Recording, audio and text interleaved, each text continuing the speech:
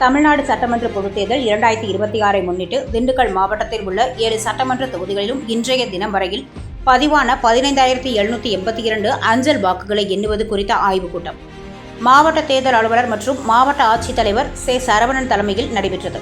மாவட்ட ஆட்சியர் அலுவலக கூட்டரங்கில் தமிழ்நாடு சட்டமன்ற பொதுத் தேர்தல் 2026 திண்டுக்கல் மாவட்டத்தில் உள்ள 7 சட்டமன்ற தொகுதிகளிலும் வாக்குப்பதிவு கடந்த 23/4/2026 தேதி அன்று நடைபெற்றது. மேற்படி வாக்குப்பதிவின் போது பயன்படுத்தப்பட்ட மின்னணு வாக்குப்பதிவு இயந்திரங்கள் திண்டுக்கல் அண்ணா பொறியியல் கல்லூரியில் வைக்கப்பட்டுள்ளது. இந்நிலையில் திண்டுக்கல் மாவட்டத்தில் உள்ள 7 சட்டமன்ற தொகுதிகளிலும் அமைக்கப்பட்டுள்ள 2301 வாக்குச்சாவடி மையங்களிலும் பதிவான வாக்குகள் அனைத்தும் எதிர்வரும் 4/5/2026 அன்று எண்ணப்பட உள்ளது. மேலும் திண்டுக்கல் மாவட்டத்தில் உள்ள 7 சட்டமன்ற தொகுதிகளிலும் இன்று 30/4/2026 வரையில் 15,782 அஞ்சல் வாக்குகள் பதிவாகியுள்ளது.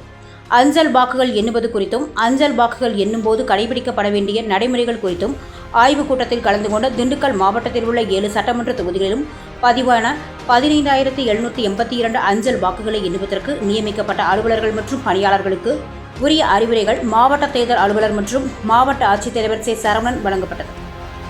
சான்றோர் குரல் செய்திகளுக்காக திண்டுக்கல் செய்தியாளர் லட்சுமணனுடன் செய்தி வாசிப்பாளர் முத்துலட்சுமி. கவுண்டிங் ஸ்டாஃபோ நம்ம பர்சன் பேலட் வாங்க போறீங்க இவங்க மைக்ரோ யாராவது என்ன பண்ணணுங்கிறத அவங்களுக்கு சொல்லி கொடுத்துருப்பாங்க. சம்டைம்ஸ் அவங்களோட ஏஜுக்கு அவங்க பேனாவையெல்லாம் அதை வச்சு பார்த்துருக்க மாட்டாங்க.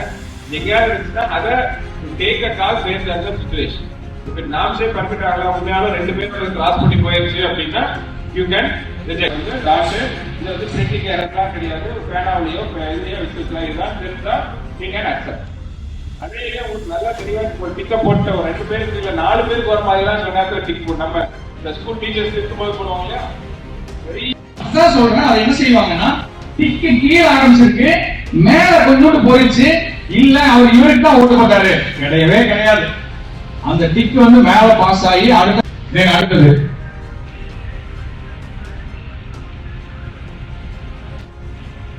அஞ்சல். செய்திகளை உடனுக்குடன் தெரிந்து கொள்ள சான்றோர் குரல் பக்கத்தை ஃபாலோ செய்து கொள்ளுங்கள்.